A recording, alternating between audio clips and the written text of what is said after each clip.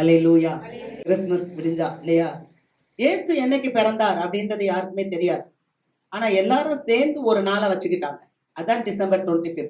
ஏன்னா அவருக்கு ஆதியும் இல்லை, அந்தமும் இல்லை, அவருக்கு முடிவும் இல்லை, முதலும் இல்லை இல்லையா? அதனால ஒரு நாளை வச்சு அவங்க அந்த நாளை செலிப்ரேட் பண்றாங்க. ஆக இந்த நாட்கள்ல கிறிஸ்துமஸ் அப்படின்றது நமக்கு எல்லாத்துக்குமே சந்தோஷம். எத்தனை பேர் ஆமேன்னு சொல்றீங்க? அல்லேலூயா. நம்ம எதையோ ஒண்ணு பெற்றுக்கொள்றது இல்லை. கிறிஸ்துமஸ் அப்படின்றது நம்ம மனசுக்குள்ள வர்ற ஒரு புதிய எழுச்சி, ஒரு புதிய மாற்றம். அதுதான் கிறிஸ்துமஸ். ஏன் கிறிஸ்துமஸ் அப்படின்னா, இயேசு பிறந்தாதான் இயேசு உயிர் தள்ள முடியும். அல்லேலூயா. அப்ப இயேசுவானவர் பிறக்க வேண்டும், அவர் மனிதனுடைய அவதாரம் எடுக்க வேண்டும். அல்லேலூயா. அப்ப மனிதனுடைய அவதாரம் எடுக்கிறதுக்கு தான் ஆண்டவராகிய தேவன் தன்னுடைய குமாரனை மனு உருக்கொண்டு இந்த உலகத்துல அனுப்புனார். அது நமக்கு சந்தோஷம். அல்லேலூயா. இந்த இயேசு என்ன செய்தார் தெரியுமா? ஒவ்வொரு மனிதனுடைய வாழ்க்கையை தொட்டார். அல்லேலூயா. நிறைய பிறந்த நாள்களை நம்ம பார்க்கிறோம். நிறைய லெஜண்ட் இந்த உலகத்துல பிறந்திருக்காங்க. நிறைய லெஜண்டோடைய பிறந்த நாட்களை இன்றைக்கு நம்ம கொண்டாடி கொண்டிருக்கோம். இன்னும் எத்தனையோ பேருக்கு 200வது பிறந்த நாள் அப்படியெல்லாம் கூட நம்ம கொண்டாடுறோம். ஆனா அவங்க எல்லாம் உயிரோட இருக்கிறாங்களா அப்படின்னா இல்ல.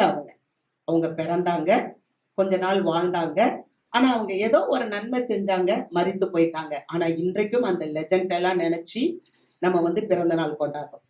ஆனா ஆண்டவராகிய இயேசு கிறிஸ்துவனுடைய பிறந்த நாள் கொண்டாடுறது ஒரு அர்த்தமுள்ள பிறந்த நாள். அல்லேலூயா.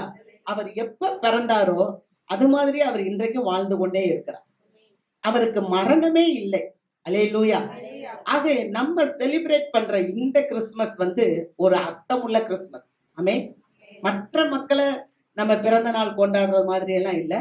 உண்மையாகவே இந்த கிறிஸ்துமஸ் அப்படின்றது இயேசு பிறப்பு என்பது ஒரு அர்த்தமுள்ள பிறப்பாக இருக்கிறது. அதிலும் ஒரு தனிப்பட்ட மனிதனுடைய வாழ்க்கையில இயேசு வருவார் என்றால், ஒரு தனிப்பட்ட மனிதனை ஆண்டவர் தொட்டு விடுவார் என்றால், அதுதான் மிகப்பெரிய ஆசீர்வாதம். அல்லேலூயா. அதுதான் மிகப்பெரிய எழுச்சி, ஒரு கிறிஸ்துமஸ். அல்லேலூயா. நம்ம ஆண்டவராகிய இயேசு கிறிஸ்து எப்படி இந்த உலகத்துல அவதரித்தார் அப்படின்றத ரோமர்ல அழகா அவர் பவுல் சொல்றார். நம்ம வாசிக்கலாம். ரோமர் 1வது அதிகாரம் 5வது வசனம். மாம்சத்தின்படி தாவீதின் சந்ததியில் பிறந்தவரும் பரிசுத்தமுள்ள ஆவியின்படி தேவனுடைய சுதன் என்று மரித்தோரில் இருந்து உயிர் தெழுந்ததினாலே பலமாய் ரூபிக்கப்பட்ட தேவனுடைய குமாரனுமாய் இருக்கிறார். அல்லேலூயா. இந்த பவுல் அழகா ரோமபுரிக்கு சொல்றார். என்ன சொல்றாருன்னா, மாம்சத்தின்படி தாவீதின் சந்ததியில் வந்தவர். ஆமென். அப்ப ஆண்டவராகிய இயேசு கிறிஸ்து அவர் வார்த்தையா இருந்தார், ஆனால் அவர் மாம்சமாக வெளிப்பட்டார். மாம்சம்னா என்னன்னா, நீங்களும் நானும் எப்படி ஒரு மனுஷனை போல இந்த உலகத்துல வாழ்றோமோ அதே மாதிரி இயேசு 2020 ஆண்டுகளுக்கு முன்பதாக இந்த உலகத்துல அவர் பிறந்தார். நம்மள மாதிரியே பிறந்தார். யார் சந்ததியில வந்தார் அப்படின்னு சொன்னா, தாவீதின் சந்ததியில அவர் வந்தார். அடுத்து ஒரு கன்னி மரியாளின் இடத்துலதான் அவர் உற்பத்தி ஆனார். ஆகவேதான் அவர் பரிசுத்தமுள்ள வித்து அப்படின்னு சொல்லப்பட்டது. உலக பிரகாரமாக அந்த அம்மாவுக்கு ஒரு திருமணம் நிச்சயிக்கப்பட்டிருந்தாலும், அந்த ஆணும் பெண்ணும் கூடி வருவதற்கு முன்பதாகவே பரலோகத்தின் தேவன் கன்னி மரியாளை தெரிந்து கொண்டு, கிருபை பெற்றவளே நீ வாழ்க என்று சொல்லி ஒரு தேவ தூதன் அந்த மரியாளிடத்துல இரவு நேரம் பேசி, நீ கர்ப்பவதியாகி ஒரு குமாரனை பெறுவாய், அவருக்கு இமானுவேல் என்று பெயர் வைப்பாயாக. இமானுவேல் என்றால் கர்த்தர் நம்மோடு இருக்கிறார், தேவன் நம்மோடு இருக்கிறார். அல்லேலூயா. அப்படின்னு சொல்லி அந்த அம்மாட்ட சொல்லி உன் மேல். அப்ப அந்த அம்மா சொல்றாங்க, ஐயோ இது எப்படி சம்பவிக்கும், நான் இன்னும் புருஷனையே அறியனையே அப்படின்னும் போது அந்த தேவதூதன் சொல்றான், பரிசுத்தம் உள்ள வித்து உன்மேல் நிழலிடும். அல்லேலூயா. அந்த பரிசுத்தத்துல பிறந்ததுனாலதான் அவர் தேவனுடைய குமாரன். அல்லேலூயா. எல்லாத்துக்கும் மேலாக அவர் என்ன பண்ணார்னா, மரணத்தை ஜெயித்தார். அவர் உயிரோடு எழுந்தார். பலமாய் ரூபிக்கப்பட்டு அப்படின்னு ரூபிக்கப்பட்டதுன்னா நிரூபணமாக்கப்பட்டார். இயேசு கிறிஸ்து நேற்றும் இன்றும் என்றும் மாறாதவராய் இருக்கிறார். மரித்தேன், சதா காலங்களிலும் உயிரோடு இருக்கிறேன். அப்ப நம்ம வணங்குற தேவன் யாருன்னா உயிரோடு இருக்கிறவர். இன்னைக்கு யாருக்கு செலிப்ரேட் பண்றான்? உயிரோடு இருக்கிறவரை தான் செலிப்ரேட் பண்றோம். அல்லேலூயா. உயிரோடு இருக்கிறவருடைய பிறந்த நாளை தான் நம்ம கொண்டாடி கொண்டு இருக்கிறோம். இன்றைக்கும் இயேசு வாழ்ந்து கொண்டு இருக்கிறார். இன்றைக்கும் இயேசு அற்புத சுகம் கொடுத்து கொண்டு இருக்கிறார். இன்றைக்கும் இயேசு அற்புதமான சமாதானத்தை கொடுத்து கொண்டு இருக்கிறார். இன்றைக்கும் இயேசு அற்புதமான சந்தோஷத்தை கொடுத்து கொண்டிருக்கிறார். எத்தனை பேர் ஆமீன் சொல்றீங்க? அல்லேலூயா, அல்லேலூயா. நிச்சயமாக ஒரு ஆழ்ந்த மனசுக்குள்ள இயேசு வந்துட்டாருன்னா உங்க வாழ்க்கையில உங்க ஜீவியத்துல உண்மையாகவே ஒரு அசைக்க முடியாத நம்பிக்கையா அவர் உங்களுக்குள்ள வந்துட்டாருன்னா இந்த உலகத்துல நீங்க எதையும் சாதிக்கும். அல்லேலூயா. யார் எதையுமே சாதிக்க முடியாத காரியத்தெல்லாம் நீங்க சாதிப்பீங்க. ஒருவேளை நீங்க சொல்லலாம், என்னால முடியுமா, நான் ஒண்ணுமே இல்லாதவங்க, நான் இயலாதவள், நான் படிக்காதவங்க அப்படின்னு. ஆனா வேதம் சொல்லுகிறது, இல்லாதவைகளையும் இழிவானவைகளையும் தேவன் தெரிந்து கொண்டார். இருக்கிறதுனால இல்ல, நம்ம கிட்ட இல்லாம இருக்கிறதுனால, இழிவா இருக்கிறதுனால தேவன் நம்மை தெரிந்து கொண்டார். அல்லேலூயா. 2 வசனங்களை மட்டும் வாசித்து இன்னைக்கு நம்ம கர்த்தருடைய வார்த்தையை தியானம் செய்வோம். வாசிக்கலாம். எபிரேயர் புஸ்தகம் 2வது அதிகாரம் 14வது வசனம். ஆதலால் பிள்ளைகள் மாம்சத்தையும் இரத்தத்தையும் உடையவர்களாய் இருக்க, அவரும் அவர்களைப் போல மாம்சத்தையும் இரத்தத்தையும் உடையவரானார். மரணத்துக்கு அதிகாரியாகிய பிசாசானவனை தமது மரணத்தினாலே அழிக்கும்படிக்கு. அல்லேலூயா. ஆதலால் பிள்ளைகள் மாம்சத்தையும் இரத்தத்தையும் உடையவர்களா இருக்கு. ஆதலால் பிள்ளைகள்னா யாரு? நீங்களும் நானும் தான் அவருடைய பிள்ளைகள். அல்லேலூயா. அவருடைய பிள்ளைகளாகிய நீங்களும் நானும் இந்த மாம்சத்தை வச்சிருக்கோம். சரீரம் இது மாம்சம், மாம்சம் தானே. நம்ம இந்த மாம்சத்துக்குள்ள என்ன இருக்கு? ரத்தம் இருக்கு. அப்ப நம்ம மாம்சத்தையும் ரத்தத்தையும் உடையவரா இருக்கிறதுனால இந்த அண்ட சராசரங்களை படைத்த தெய்வமும் நம்மள மாதிரி மாம்சத்தையும் சரீரத்தையும் உடையவராய் இந்த உலகத்துல வந்து பிறந்தார். அல்லேலூயா. அப்ப அவர் பிறந்ததுக்கு ஒரு நோக்கம் உண்டு. தயவு செய்து யாராவது எடுத்து வாசிங்க. ரோமர் 8:3.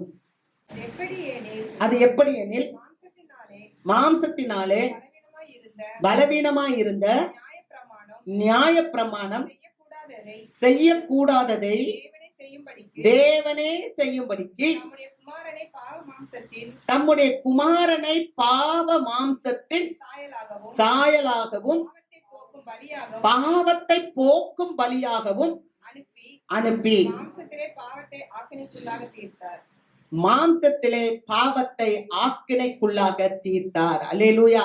அப்ப நியாய பிரமாணம் செய்யக்கூடாத ஒன்றை செய்வதற்கு அவருடைய சொந்த குமாரனை பாவ மாம்சத்தின் சாயலாய், அவர் பாவம் உள்ளவர் அல்ல. அல்லேலூயா. ஆனா பாவ மாம்சத்தின் சாயல். அப்ப நான் பாவத்துல இருந்தேன், என்னுடைய மூதாதையர் பாவத்துல இருந்தாங்க, ஆதி மனிதன் ஆதாம் ஏவாள் பாவத்துல இருந்தாங்க. அவங்க பிள்ளைகளா இருந்த என்னுடைய பாவத்தை அவர் எடுத்துக்கொண்டு அவர் பாவ சாயலாய் இந்த உலகத்துல வந்து பிறந்தார். அவர் பிறந்தாதான் அவரை பலியிட முடியும். அல்லேலூயா. இயேசு எதுக்கு வந்து பிறந்தாரு? பலியிடத்தான் வந்தார். நம்ம நினைக்கலாம் அவரை ரோம சோல்ஜர்ஸ் கொண்டாங்க அல்லது பிரதான ஆசாரியர் கொடுத்தாங்க அப்படின்னு. ஆனா அவர் வந்ததே மரிப்பதற்காக, என்னுடைய பாவத்துக்காக, உங்களுடைய பாவத்துக்காக பாவ மாம்சத்தின் சாயலாய் வந்து பாவத்தை போக்கும் பலியாக தம்மை தாமே ஒப்பு கொடுத்தார். அல்லேலூயா. அப்ப நீங்க கேட்கலாம், ஏசு பாவம் பலியா தானே வந்தாரு, அப்ப யாரோ ஒருத்தவங்க கொண்டாங்க, இதனால என்ன அப்படின்னு சொன்னா, நல்ல கவனிங்க. இடரல் வராமல் இருப்பது கூடாத காரியம். ஆனால் யாரால் இடரல் வருகிறதோ அவர்களுக்கு ஐயோ. ஆமென். அப்ப நம்ம இயேசுவை என்ன பண்ணிருக்க கூடாது? அடிச்சிருக்க கூடாது. அவரை வந்து என்ன பண்ணிருக்க கூடாது? காட்டி கொடுத்திருக்க கூடாது, இல்லையா? ஆக அவர் சாகிறதுக்காக தான் பிதா அனுப்புனா. ஆனா யாரு செஞ்சாங்களோ அவங்களுக்கு ஐயோ அப்படின்னு வேதம் சொல்லு. அல்லேலூயா. அப்ப தீமை இல்லாத ஒரு உலகம் இருக்க வேண்டும். ஆமென். வாசிக்கலாம். இன்னொரு வசனம் வாசிங்க. பிலிப்பியர் 2வது அதிகாரம் 7வது வசனம். தம்மை தாமே வெறுமையாக்கி அடிமையின் ரூபம் எடுத்து மனுஷ சாயலானார். அல்லேலூயா. நல்ல கவனிங்க. தம்மை தாமே வெறுமையாக்கினார். இன்னைக்கு கிறிஸ்தவம்னா என்ன தெரியுமா? நம்மளை வெறுமையாக்க தான் நம்ம விரும்ப மாட்டேன்றோம். நம்ம எதையாகிலும் பெற்றுக்கொள்ளணும். அதனாலதான் ஆண்டவர் அழகா சொல்றார். வசனம் சொல்லுது, பெற நினைக்கிறவன் இழந்து போவான், கிறிஸ்துவின் நிமித்தம் தன்னை இழக்கிறவன் பெற்றுக்கொள்வான். அல்லேலூயா. நீங்க பாருங்க, அந்த பேதுரு கேட்கிறார், உங்க நாமத்து நிமித்தம் நாங்க எல்லாத்தையும் விட்டுட்டு வந்தோமே, நீங்க எங்களுக்கு என்ன தருவீங்க? அல்லேலூயா. அவர் கேட்கிறார், நாங்க போட்டை விட்டுட்டு வந்தோம், வீட்டை விட்டுட்டு வந்தோம், எல்லாத்தையும் விட்டுட்டு வந்தோமே, நீங்க எங்களுக்கு என்ன தருவீங்க அப்படின்னும் போது ஆண்டவர் சொல்றாரு, என்னுடைய வருகையின் போது நீங்க எல்லாரும் 12 பேரும் என்ன பண்ணுவீங்க? பதவியில இருப்பீங்க. நீங்க இந்த தேசத்தை ஆளுகை செய்வீங்க. ஒரு நாளும் ஆண்டவர்கிட்ட வந்தவங்களை ஆண்டவர் பெருமையா விடவே மாட்டார். ஆமே. இம்மையிலும் சரி மறுமையிலும் சரி தேவன் அந்த ஆசீர்வாதத்தை நமக்கு வைத்திருக்கிறார். அல்லேலூயா. அதுக்காக இம்மையில நமக்கு ஒண்ணுமே இல்லைன்னு நினைச்சிடாதீங்க. இம்மையிலேயே நமக்கு ஆசீர்வாதம். இம்மையில எவ்வளவு ஆசீர்வாதம்? நூறத்தனையான ஆசீர்வாதம். அல்லேலூயா. இம்மையில குறைஞ்செல்லாம் இல்ல, 99 ஆசீர்வாதம் நாங்க இல்ல. இம்மையில் நூறத்தனையாகவும் மறுமையில் நித்திய ஜீவனையும் நான் உங்களுக்கு தருவேன். அப்ப இயேசுவுக்காக உன்னை இழக்கும் போது தேவன் அதை நமக்கு தருகிறார். அல்லேலூயா. அதனாலதான் ஆண்டவன் நமக்கு ஒரு முன்மாதிரியாக வந்தார். என்ன தெரியுமா? அவர் பரலோகத்திலேயே எல்லாத்தையும் வச்சுட்டார். நான் பிதாவுடைய மகன் என்பதை வைத்துவிட்டு ஒரு சாதாரண மனிதனாக தம்மை தாமே வெறுமையாக்கி அடிமையின் ரூபம் எடுத்து, எப்படி அடிமை, அவர் தன்னை அடிமை, அவரை 30 வெள்ளிக்காசுக்கு தான் காட்டி கொடுத்தான். அப்ப 30 வெள்ளிக்காசு ஒரு அடிமையை மீட்கிறதற்கான விலை 30 வெள்ளிக்காசு. அந்த 30 வெள்ளிக்காசுக்கு காட்டி கொடுத்த இயேசு தன்னை ஒரு அடிமையாகவே கொண்டு வந்தார் இந்த உலகத்துல. அல்லேலூயா. அவர் அடிமையாகி தன்னை வெறுமையாக்கி மனுஷ சாயலானார். உங்களை மாதிரி என்ன மாதிரி. ஏன் அவர் மனுஷ சாயலாகணும்னா, இயேசுவுக்கு பசி இருந்தது. இயேசு பசியா இருந்தா அப்படியே பாக்குறாரு அத்தி மரத்தை. ஆனா அந்த அத்தி மரம் ரொம்ப அழகா இருந்துச்சு, இலைகள் எல்லாம் இருந்துச்சு. ஆனா இலைகள் இருந்ததுனால அவருக்கு பசியா இருக்குதுன்னு பழத்தை தேடுறாரு, பழம் இல்லை. இன்னைக்கு நிறைய கிறிஸ்தவ மக்களுடைய வாழ்க்கை அப்படிதான் இருக்கு. நிறைய இலைகள் இருக்கு, நல்ல பாட்டு பாடுவோம், நல்ல ஜெபம் பண்ணுவோம், நல்ல ஆராதனை செய்வோம், நிறைய பேர் கூட இவங்க கிறிஸ்தவங்கப்பா, இவங்க சபைக்கு உரியவங்க, இவங்க எல்லாம் பண்ணுவாங்க.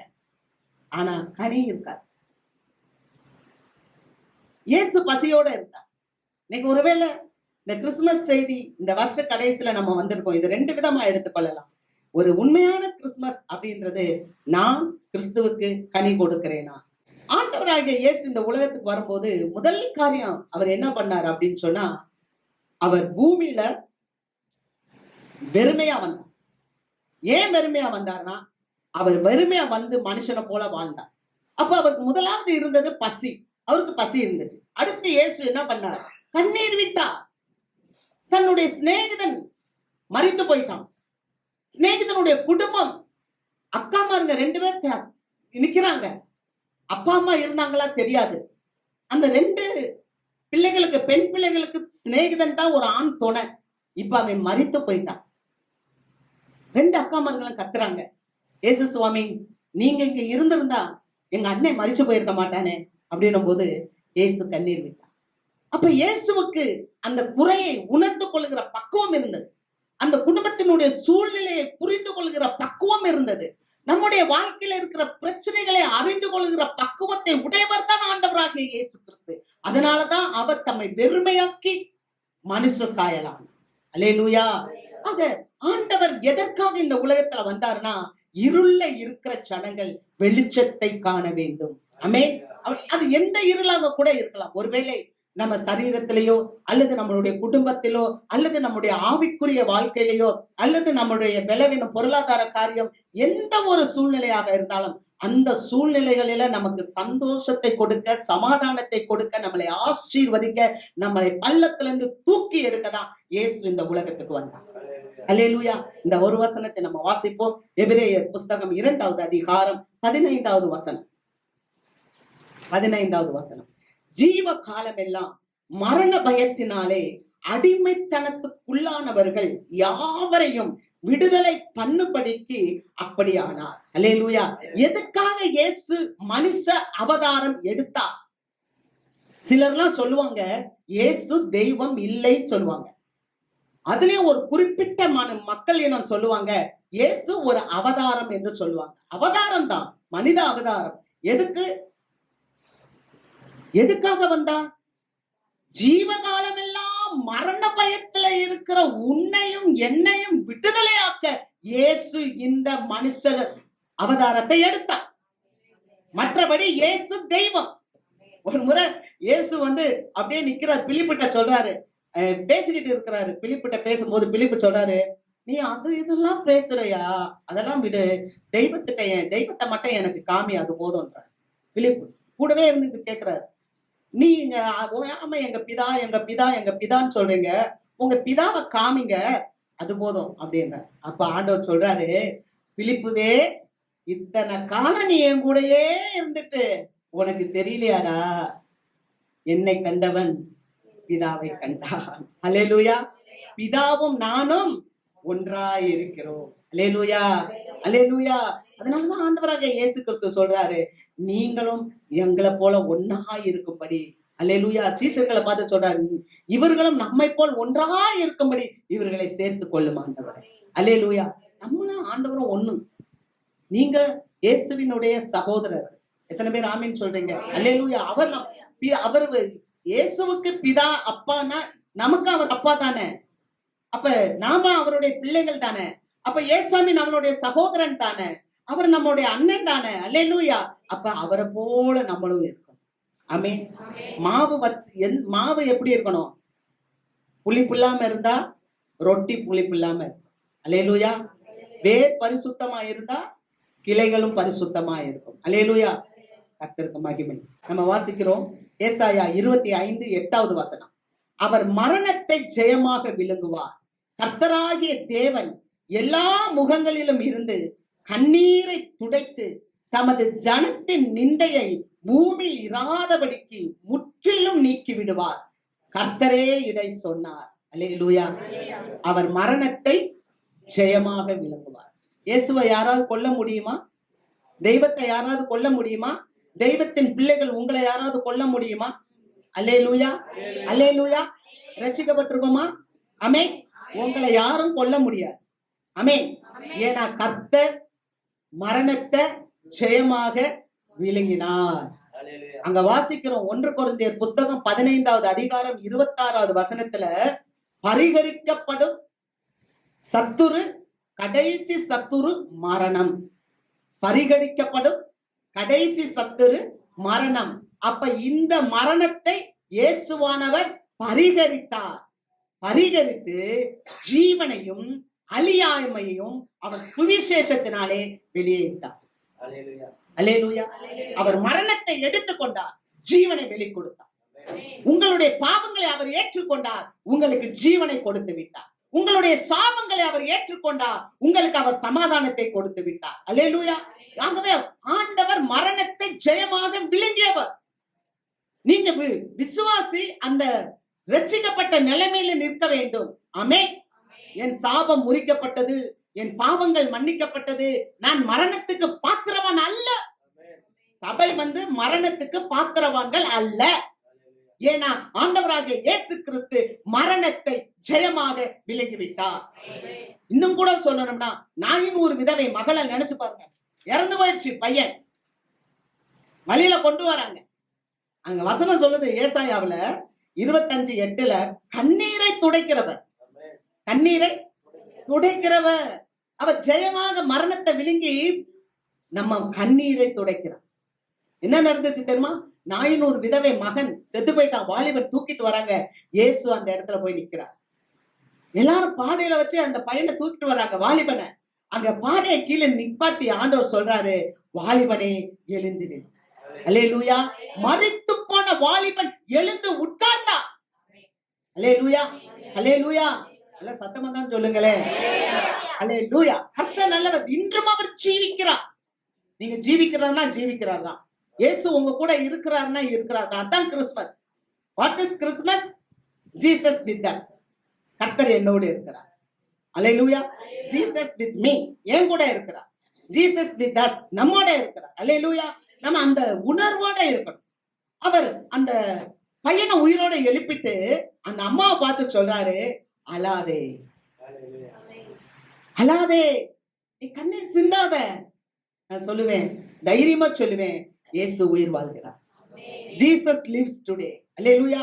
உங்களுக்கு எந்த ஒரு காரணமா இருந்தாலும் சரி, எந்த ஒரு காரியமா இருந்தாலும் சரி, கர்த்தர் எல்லாவற்றையும் மாற்ற முடியும். அல்லேலூயா. வாசி 2வது காரியம் பாருங்க. வெளிப்படுத்தின விசேஷம் 21வது அதிகாரம் 4வது வசனம். அவர்களுடைய கண்ணீர் யாவையும் தேவன் துடைப்பார். இனி மரணமும் இல்லை, துக்கமும் இல்லை, அலறுதலும் இல்லை, வருத்தமும் இல்லை, முந்தினவைகள் ஒளிந்து போயின என்று விளம்பினது. இந்த பூமியில வாழ்கின்ற உங்களுக்கு ஒரு நற்செய்தி என்னன்னு சொன்னா, இயேசுவானவர் உங்க உள்ளத்துல வந்துட்டாருன்னா, இயேசுவானவர் உங்க வாழ்க்கையில வந்துட்டாருன்னா, மரணம் இல்லை, சாபம் இல்லை, அலறுதல் இல்லை, கஷ்டம் இல்லை. முந்தினவைகள் இதுக்கு முன்னால இருந்துச்சு பாத்தீங்களா, உங்கள்கிட்ட ஒரு குறைவு, அதெல்லாம் ஒளிந்து போயிடுச்சு. அல்லேலூயா, அல்லேலூயா சொல்லுங்களேன். இயேசுவுக்கு இடம் கொடுங்க. இயேசு வாழ உங்க வீட்டுல இடம் கொடுங்க. இயேசு வாழ்வதற்கு உங்க மனசுல இடம் கொடுங்க. ஏன் தெரியுமா? இயேசு மரிக்கல, அவர் உயிரோடு இருக்கிறார். உயிரோடு இருக்கிறவருக்கு தான் இந்த பிறந்த நாளை செலிப்ரேட் பண்ணிட்டு இருக்கோம். அல்லேலூயா. அவர் பிறந்தாதான் அவர் உயிரோட எந்திரிக்க முடியும். அல்லேலூயா. கர்த்தருக்கு மகிமை. 2வது காரியம் நான் சொன்னேன், அவர் மரண பயத்துல இருக்கிறவங்களை விடுதலையாக்க, மரண பயத்துல இருக்கிறவங்களை விடுதலையாக்கும்படி அவர் அப்படி ஆனார். சங்கீதம் புஸ்தகம் 91வது அதிகாரம் 3வது வசனம். அவர் உன்னை வேடனுடைய கண்ணிக்கும் பாழாக்கும் கொள்ளை நோய்க்கும் தப்புவார். அல்லேலூயா. பாழாக்குற கொள்ளை நோய்க்கு உங்களை தப்புவிப்பார். அப்ப எத்தனையோ கொள்ளை நோய்கள் வருது, எத்தனையோ வந்துச்சு, இனியும் வரும் நம்மள பயமாத்துறாங்க. எந்த கொள்ளை நோய்னா என்ன? உயிர்கொல்லி நோய்கள். இன்னைக்கு பயங்கரமா மக்களை பிடிக்கிறது உயிர்கொல்லி நோய். இன்னைக்கு எல்லாம் நீங்க பாத்தீங்கன்னா, முந்தையெல்லாம் எங்கேயோ ஒண்ணுதான் கேன்சர்னுவோம். ஆனா இப்ப 100க்கு 90% மேல கேன்சர்ல அஃபெக்ட் ஆகுறாங்களாம், ஒரு சர்வே சொல்லுது. அப்ப யாருக்கு பார்த்தாலும் வித்தியாசமான வகையில அந்த கேன்சர் நோய் இருக்குது. ஆனா அப்படி இருந்தாலும் அந்த உயிர்கொல்லி நோய்கள் பிள்ளைகளை சேதப்படுத்தல. அவர் உன்னை வேடனுடைய கண்ணிக்கும் பாழாக்கும் கொள்ளை நோய்க்கும் தப்புவிப்பார். உங்களுக்கு வருகிற அந்த நோய்களே வெக்கப்பட்டு உங்களை விட்டு ஓடி போயிடும். ஆமே. இது ஏதோ ஒரு உணர்ச்சி பூர்வமா சொல்றது அல்ல, உணர்ந்து பேசுகிற வார்த்தை. அல்லேலூயா. கர்த்தர் இன்றைக்கும் ஜீவிக்கிறார். ஆமே. அடுத்து அவங்க வாசிக்கிறோம். சங்கீதம் 116வது அதிகாரம் 8வது வசனம். என் ஆத்துமாவை மரணத்துக்கும், என் கண்ணை கண்ணீருக்கும், என் காலை இடறலுக்கும் தப்புவித்தேன். நம்முடைய கண்களில் வருகிற கண்ணீருக்கு நம்மளை தப்புவிக்கிறவர். ஆமே. நம்முடைய குடும்பத்துல பல போராட்டங்கள் இருக்கலாம், பிள்ளைகளை குறித்த எண்ணங்கள் இருக்கலாம். ஐயோ, என் பிள்ளை உதவாக்காரையா இருக்கிறானே, என் பிள்ளை எந்த ஒரு காரியத்துக்கும் சரியில்லை,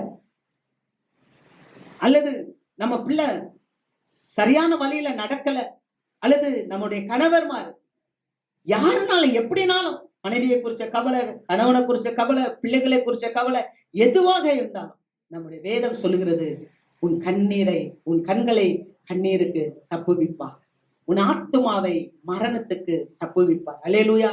ஏசாயா புஸ்தகம் 46வது அதிகாரம் 4வது வசனத்தை வாசிக்கிறோம். உங்கள் முதிர் வயது வரைக்கும் நான் அப்படி செய்வேன், நரை வயது மட்டும் நான் உங்களை தாங்குவேன், நான் அப்படி செய்து வந்தேன், இனிமேலும் நான் ஏந்துவேன், நான் சுமப்பேன், நான் தப்புவிப்பேன். அல்லேலூயா. ஒருவேளை குடும்பத்துல யாரையாவது நாம் இழந்திருக்கலாம். ஐயோ, இனி என் கூட யார் வருவா?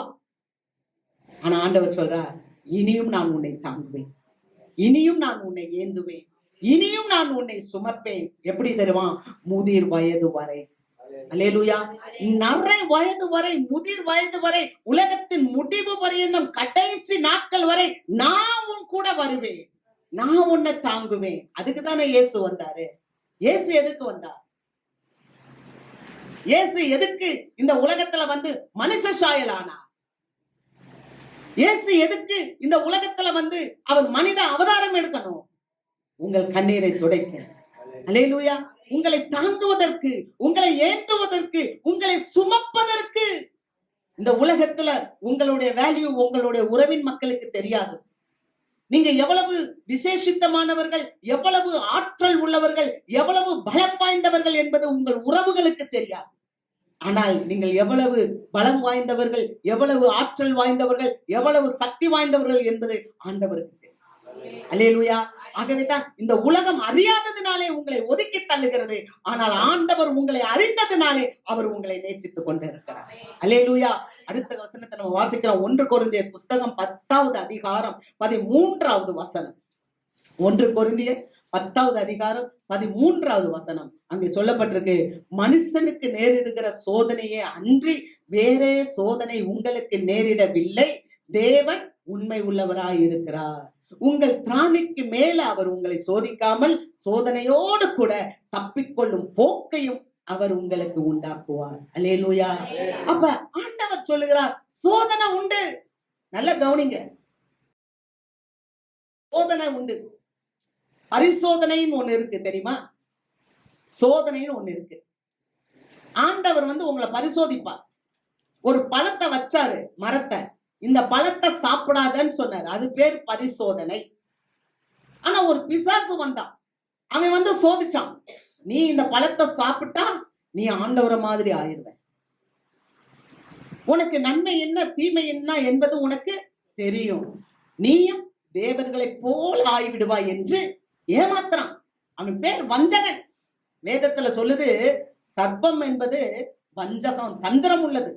ஏன்னா ஆண்டவர் உங்களையும் என்னையும் படைக்கும் போது தமது சாயலாய், தமது ரூபத்தின்படி நம்மளை படைச்சார். ஆமென். நம்ம யார் சாயல்ல படைக்கப்பட்டிருக்கோம்? தேவனுடைய சாயல். ஏன்னா பிதாவை யாருமே பார்க்கல, பிதாவை யாரும் காணல, கண்டவங்க உயிரோட இல்ல. ஆனா யார் அவரை வெளிப்படுத்தினானா? இயேசு கிறிஸ்து தான். பிதா இப்படிதான் இருப்பாரு. அல்லேலூயா. ஒரே தெய்வம் தான். அந்த ஒரே தெய்வம் எப்படி இருப்பார் என்பதை வெளிப்படுத்துவதற்கு இயேசு இந்த உலகத்துக்கு வந்தார். யோவானுக்கு எழுதின நற்செய்தி நூல் 1வது அதிகாரம் 18வது வசனம். பிதாவை ஒருவனும் ஒரு காலம் அறியவில்லை, அவருடைய மடியில் இருக்கிற ஒரே பேரான குமாரன் அவரை வெளிப்படுத்தினார். அல்லேலூயா. அப்ப அவரை வெளிப்படுத்தினவர் ஆண்டவர். அவர் தான் இப்ப நமக்கு சகோதரனா இருக்காருன்னா நீங்களும் நானும் அவருடைய சகோதரனா இருக்கிறோம். அல்லேலூயா. அப்ப இயேசுவுக்கே சோதனை வந்துச்சு. என்ன சோதனை? நீ என்னை சாஷ்டாங்கமாய் விழுந்து பணிந்தால் இந்த மேன்மை, இந்த உலக ஆசீர்வாதத்தெல்லாம் உனக்கு தாரே சொன்னாங்களா? அதுல அவர் ஜெயிச்சாரா? அல்லேலூயா சொல்லுங்களேன். ஜெயிச்சாரா? இயேசு ஜெயிச்சாரா? அப்ப கிறிஸ்துவின் பிறப்புனா என்ன? நீங்களும் நானும் உலகத்தை ஜெயிக்க வேண்டும். நமக்கு வர்ற சோதனையில ஜெயிக்க வேண்டும். அந்த சோதனை மனுஷருக்கு வர்ற சோதனை தான். மனுஷனுக்கு நேரிடுகிற சோதனையே அல்லாமல் வேற சோதனை உங்களுக்கு இல்ல. ஆனா தேவன் உண்மை உள்ளவர். என்ன தெரியுமா? அவர் உங்களுக்கு தப்பிக்கொள்ளும் போக்கை உண்டாக்குவார். அல்லேலூயா. இயேசு தப்பிச்சாரா இல்லையா? அப்படியே மலை தேவாலயத்துல மேல கூட்டிட்டு போறான். மேல கூட்டிட்டு போய் உப்பரிகையில நிப்பாட்டிக்கிட்டு இயேசுவ அந்த பிசாசு என்ன பண்றான்? நீ தேவனுடைய குமாரன்னா கீழே குதி. உடனே குதிச்சிட்டாரா? நமக்கு எத்தனை தடவை ரோசம் வருது இல்ல? அவ்வளவு அனாய்ச்சிங்கள இருக்கேன், அவ்வளவு அபிஷேகத்துல இருக்கேன், என்னைய பார்த்து என்ன கேட்டுட்ட? டக்குன்னு குதிப்ப, செத்து போயிடுவேன். குதிக்க வேண்டிய இடத்துலதான் குதிக்கணும். எல்லா இடத்துலயும் நிரூபிக்க கூடாது நம்ம தேவனுடைய பிள்ளைன்றத. அல்லேலூயா. சாத்தானுக்கு முன்னால போய் நிரூபிக்கணும் அவன் ஒரு ஆளுன்னு. அல்லேலூயா. அல்லேலூயா. நல்லா கவனிங்க. நம்ம எல்லாத்தையுமே எல்லா நேரத்திலும் நம்ம என்ன பண்ணிடக்கூடாது? சாஷ்டாங்கமா நீங்க விழுந்துடக்கூடாது. நோ சொல்ல கத்துக்கணும். அது ஐடென்டிஃபை பண்ணணும். நம்மகிட்ட பேசுறது யார்? இயேசு நல்லா அறிந்திருந்தார். அவன் சொல்றான், நீ மேல இருந்து கீழே குதி, உன் பாதம் கல்லில் இடராதபடிக்கு உன்னை தூதர்கள் தங்கள் கரங்களில் ஏந்தி கொள்வார்கள் என்று எழுதி இருக்கிறதே. பிசாசுக்கு நல்ல வசனம் தெரியும். நீங்க நல்ல வசனம் தெரிஞ்சிருந்தா நீங்க பிசாசை ஜெயிக்க முடியும். இயேசு வசனத்தை தெரிந்திருந்தார். உன் தேவனாகிய கர்த்தரை பரீட்சை பாராதா இருப்பாயாக என்று எழுதி இருக்கிறதே என்று சொன்னார். உடனே பிசாசு ஓடினான். அல்லேலூயா. அல்லேலூயா. அது ஆண்டவர் அந்த சோதனையில ஜெயம் எடுத்தார். அப்ப தேவ பிள்ளைகளாகி நீங்களும் நானும் நமக்கு வருகிற சோதனை மனுஷனுக்கு வருகிற சோதனை தான். என்னமோ நமக்கு மட்டும் பெரிய சோதனை வந்துருச்சு யோசித்து பாருங்க. அவ தப்பிக்கொள்ளும் வழியை நமக்கு உண்டு பண்ணுவான். சில நேரங்கள்ல உங்க வாழ்க்கையில போராட்டம் இருக்கா, நீங்க போங்க, கதவை பூட்டுங்க, உட்கார்ந்து ஜெபம் பண்ணுங்க. மத்தேயு 6:6 நீயோ ஜெபம் பண்ணும்போது உன் அறை கதவை பூட்டி உன் அந்தரங்கத்துல இருக்க தேவனை நோக்கி நீ ஜெபம் பண்ணு, அப்பொழுது அவர் உனக்கு வெளியரங்கமாய் பதில் செய்வார். ஒரு மரம் நிறைய ஆப்பிள் வருது, நிறைய மாம்பழம் வருது அப்படின்னு சொன்னா அந்த மரத்தினுடைய வேர் ஆழமாய் போயிருக்கு. அல்லேலூயா. ஒரு மரத்துல நிறைய கனிகள் இருக்குது அப்படின்னு சொன்னா அந்த மரத்தினுடைய வேர் ஆழமா பூமியில போயிருக்கு. அது மாதிரி நீங்களும் நீர்க்கால்கள் ஓரமாய் வேர்களை விடும்போது ஆண்டவராகிய இயேசு கிறிஸ்துவ பக்கமா உங்க வேர்களை விட்டு நீங்கள் செபிக்கும் போது உங்க வாழ்க்கையில ஆசீர்வாதம் கனிகள் புறப்பட்டு வரும். முதலாவது அவர் நோயிலிருந்து நமக்கு விடுதலை கொடுக்கும்படி வந்தார். இரண்டாவது அவர் நம்முடைய கண்ணீரில் இருந்து நமக்கு விடுதலை கொடுக்கும்படி வந்தார். மூன்றாவது உங்களை நரை வயது வரை தாங்கும்படி அவர் இந்த உலகத்துல வந்தார். நாலாவது உங்களை சோதனையிலிருந்து தப்பிக்கொள்ள செய்யும்படி அவர் இந்த உலகத்துக்கு வந்தார். அல்லேலூயா.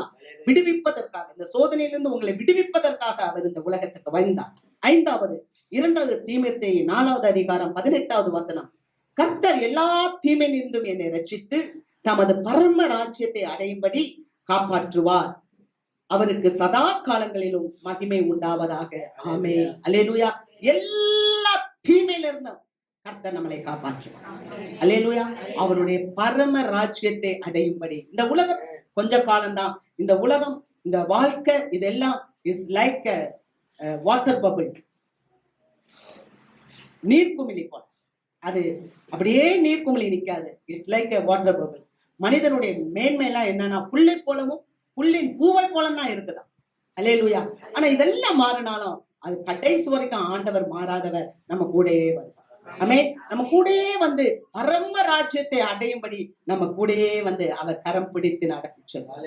அல்லேலூயா. கரம் பிடித்த நாயகர் நம்மளை கைவிடவே மாட்டார். எத்தனை பேர் ஆமீன் சொல்றீங்க? ஆமென். உங்க தகப்பன் கைவிடலாம், உங்க தாய் கைவிடலாம், நீங்க நம்பி இருக்கவங்க கைவிடலாம், உங்களோட உறவுல இருக்க மக்கள் கூட உங்களை கைவிடலாம். ஆனா ஆண்டவர் ஒரு நாளும் உங்களை கைவிடலாம். நீங்க கர்த்தர் நல்லவர் என்பதை ருசித்து பாருங்க, கர்த்தர் அற்புதம் செய்வார். அல்லேலூயா. நிறைவாக 2 பேதுரு 2வது அதிகாரம் 9வது வசனம், கர்த்தர் தேவ பக்தி உள்ளவர்களை சோதனையிலிருந்து ரட்சிக்கவும் அக்கிரமக்காரரை ஆக்கணைக்குள்ளானவர்களாக நியாய தீர்ப்பு நாளுக்கு வைக்கவும் அறிந்திருக்கிறார். அல்லேலூயா. கர்த்தர் தேவ பக்தி உள்ளவர்களை சோதனையிலிருந்து ரட்சிக்கிறார், விடுவிக்கிறார். அல்லேலூயா சொல்ல மாட்டீங்களா? அல்லேலூயா. நீங்க தேவ பக்தியா இருக்கிறீங்களா? உங்களை பார்க்கும்போது எல்லாரும் சொல்லுவாங்க இது ஒரு பைத்தியம், இது எப்ப பார்த்தாலும் ஆண்டவரை இயேசு இயேசுன்னு சொல்லுது. நீங்க இயேசுன்னு கூப்பிடுங்க. கூப்பிடு, இயேசு இயேசு என்று உன் சுகவாழ்வு என்று வந்தது. அமேன். பெர்க்மன் சாய் அழகா ஒரு பாடல் பாடியிருக்கிறார். துன்பமா துயரமா அது தண்ணீர் பட்ட உடை போன்றதமா. பிள்ளைங்க இங்க யாருஸ்தானம் இருக்கும்போது அப்படியே தண்ணியில குளிச்சாங்க, அவ்வளவுதான், அதுக்கப்புறம் காஞ்சி போச்சு. அல்லேலூயா. அது மாதிரிதான் கிறிஸ்தவ உங்க வாழ்க்கையில சில போராட்டங்கள் வருதா, சில காலம் இது வருதா, அதெல்லாம் நிரந்தரம் இல்லை. மேல பாருங்க, அப்படியே கரும் மேகம் சூழ்ந்து கொண்டு இருக்கும். ஒரு மழை, அதுக்கப்புறம் பாருங்க ஃப்ரெஷ்ஷா இருக்கும். இல்லைன்னா ஒரு காத்தடிக்கும், உடனே மேகம் களைஞ்சு போயிடும். அது மாதிரிதான் விசுவாசி வாழ்க்கையில பல காரியங்கள் பிரச்சனைகள் இருந்தாலும் அது நிரந்தரமா உங்ககிட்ட நிக்காது. அந்த பிரச்சனைகள் நிரந்தரமா உங்களை தாக்காது. அதுக்கு மாறாக தேவன் தேவ பக்தி உள்ளவர்களை சோதனையிலிருந்து ரட்சிக்க வல்லமை உள்ளவராய் இருக்கிறார். அல்லேலூயா. அக்கிரமக்காரரை அவர் நியாய தீர்ப்புக்கு வச்சிருக்கிறார், அது வேற. ஆனா நீங்க தேவ பக்தியா இருக்கிறீங்கன்னு சொன்னா உங்களை சோதனையில இருந்து அவர் ரட்சிப்பார். அல்லேலூயா. என்ன யோசித்து பாருங்க, லோத்தை குறிச்சு பாக்குறோம். லோத்து தேவனுடைய பிள்ளைதான், ஆபிரகாமோட வந்தவர் தான் இல்லையா? ஆனா சோதம் குமராவை அழிக்க போறோம்னு சொல்லும் போது அந்த 2 தூதர்கள் அந்த இடத்துல போய் அந்த லோத்தையும் லோத்தினுடைய மனைவியையும் லோத்தினுடைய பிள்ளைகளையும் அங்கிருந்து வெளியே கொண்டு வந்து விட்டாங்க. அல்லேலூயா. அல்லேலூயா. அவர் தேவ பக்தி உள்ளவர்களை சோதனையிலிருந்து ரட்சிக்க அறிந்திருக்கிறார். அல்லேலூயா. அங்க இயேசு எதுக்கு இந்த உலகத்துல மனுஷகுலமா வந்தார் அப்படின்னு சொன்னா, வாழ்நாள் எல்லாம் மரண பயத்தில் இருக்கிற உங்களையும் என்னையும் விடுதலை ஆக்கும்படி அவர் மரணத்தை பரிகரித்து ஜீவனையும் அழியாமையும் வெளிப்படுத்தினார். அல்லேலூயா. அந்த ஒரு வசனத்தை வாசித்து நாம் நிறைவு செய்வோம். வாசிக்கலாம். 1 தீமோத்தேயு 1வது அதிகாரம் 10வது வசனம், நம்முடைய இரட்சகராகிய இயேசு கிறிஸ்து பிரசன்னமானதினாலே அந்த கிருபை இப்பொழுது வெளிப்பட்டது, அவர் மரணத்தை பரிகரித்து ஜீவனையும் அழியாமையும் சுவிசேஷத்தினாலே வெளியரங்கமாக்கினார். அல்லேலூயா. அப்ப இயேசுவானவர் எதுக்கு பிறக்கணும் அப்படின்னா மரணத்தை பரிகரிக்கணும், நமக்கு ஜீவனை கொடுக்கணும். அல்லேலூயா. எப்படி ஒரு பொருள் அடகு வைக்கப்பட்டா அந்த பொருளுக்குரிய பணத்தை கொண்டு போய் கொடுத்து அந்த பொருளை மீட்டெடுக்கிறோமோ, அது மாதிரி நாம முற்காலத்துல இந்த உலகத்துக்கு ஏற்றவாறு சத்ருவினுடைய கையில நம்ம இருந்தோம். ஆண்டவராகிய இயேசு கிறிஸ்து வந்து அவருடைய இரத்தத்தை சிந்தி அவர் கிரயமா கொடுத்து அந்த சத்ருவுக்கிட்ட அடிமைப்பட்டிருந்த உங்களையும் என்னையும் மீட்டெடுத்து விட்டார். அல்லேலூயா. இப்ப நம்மளுக்கு ஜீவன் கொடுத்து விட்டார். இப்ப நமக்கு அடிமைத்தன வாழ்க்கையில இருந்து சுதந்திரவாளியாக நம்மளை மாற்றி விட்டார். அல்லேலூயா. ஆகவே தான் கிறிஸ்து இந்த உலகத்துல மனித அவதாரம் எடுத்து வந்தார். எத்தனை பேர் ஆமென் சொல்றீங்க? எத்தனை பேர் புரிஞ்சுச்சு? அல்லேலூயா.